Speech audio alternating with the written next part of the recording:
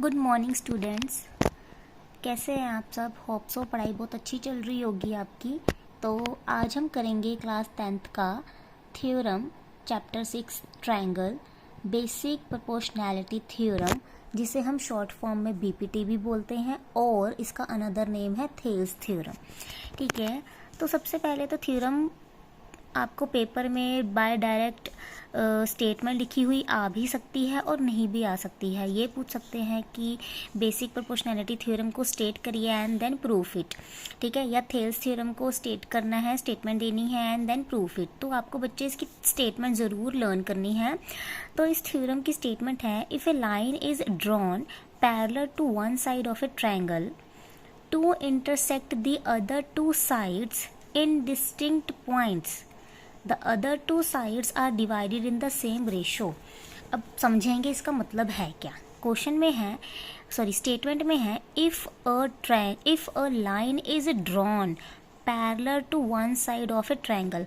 मान लेते हैं ABC एक हमने ट्रायंगल लिया है और DE एक लाइन ली है which is parallel to one side, यानी कि BC के पैरेलल हमने एक लाइन ले ली DE।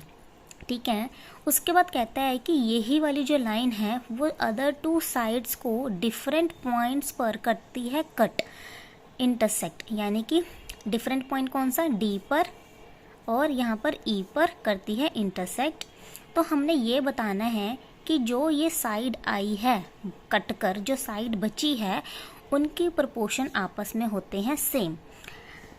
यहाँ पर सबसे पहले ये तो हमारी होगी स्टेटमेंट। उसके बाद हमने लिखना है गिवन। गिवन में क्या है, ABC एक ट्रायंगल है and DE parallel to BC। ठीक है, which intersect AB at D and AC at E। इस साइड पर वो E पर इंटरसेक्ट करती है, इस साइड पे वो D पर इंटरसेक्ट करती है। टू प्रूफ क्या करना है हमें, AD upon DB AE upon EC, ये दोनों इक्वल होंगे। ठीक है, तो अगला है स्टेप कंस्ट्रक्शन में हमने क्या किया, join DC and BE, then perpendicular DM, किस पर परपेंडिकुलर है ये, AC पर, और EN परपेंडिकुलर है AB पर। ठीक है, अब करेंगे हम यहाँ से अपना प्रूफ। तो प्रूफ बच्चे थोड़ा ध्यान से समझना। प्रूफ में देखो, सबसे पहले हमने लेना है एक ट्रायंगल, ऊपर वाला क्या है, triangle ADE। In triangle ADE, अब ध्यान रखना बच्चे, मैं ले रही हूँ साइड ये वाली, समझ रहे हो आप, ये वाली साइड ले रही हूँ मैं। इसको मैं हल्का हल्का मार्क कर रही हूँ ताकि आपको समझ लग जाए। ठीक है, अभी इस ADE ट्रायंगल है और एरिया ऑफ ट्रायंगल ADE होता क्या है, half into base into height, half into base. इस वाले ट्रायंगल का बेस क्या होगा, AD, और हाइट क्या है, NE। ठीक है, AD इंटू NE। यहाँ पे लिख भी लेते हैं, area of triangle ABC is equals to half into base into height. ये आपने पेपर में भी लिखना है। उसके बाद हमने क्या करना है, इसी का नीचे वाला ट्रायंगल, ये देखो कौन सा ट्रायंगल है, DBE। ये ट्रायंगल दिख रहा है आपको,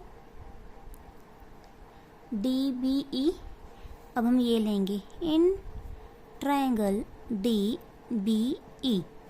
DBE में एरिया फाइंड करना है, वो भी क्या होगा, हाफ इंटू बेस। अब इस ट्रायंगल का बेस क्या है, DB, और इसकी हाइट क्या है, अच्छा बच्चा हाइट मतलब परपेंडिकुलर। अब देखो इस वाले में हमें हाइट तो नहीं पता लग रही है, तो हाइट देखो यहाँ से EN दिख रही है आपको यहाँ पे, या NE हो रही है ना। थोड़ा सा समझना कैसे, देखो मान लेते हैं ये हमारे पास है एक ट्रायंगल, एक तरह से 3 साइडेड ट्रायंगल है, और मैं यहाँ पर कर रही हूँ परपेंडिकुलर एक ड्रॉ।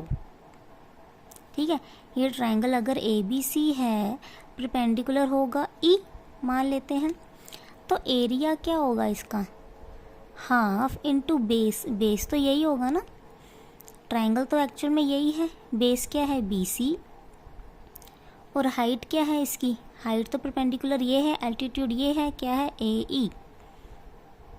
तो सेम यही वाली कहानी हमने यहाँ पर की है। आपके पास ट्राइंगल है ये वाला, लेकिन इसमें हाइट क्या है, NE, ठीक है। ये होगा नंबर 1, ये होगा नंबर 2। अब करेंगे हम इसको डिवाइड 1 and 2, वी गेट, क्या मिल रहा है हमें इधर डिवाइड करके, area of triangle ADE upon area of triangle DBE is equals to half AD into NE, इसका होगा half DB into NE। Cancel हो गई ये वाली चीज़, तो बचेगी क्या, AD अपॉन DB। ये हो गया नंबर 3। देन सिमिलरली, अब यहाँ पे आपने सारा नहीं लिखना, सिमिलरली एरिया ऑफ ट्राइंगल, अब हम करेंगे ये वाली लाइन के साथ, इस वाली लाइन के साथ, देखना ध्यान से, चेंज कर लेती हूँ मैं।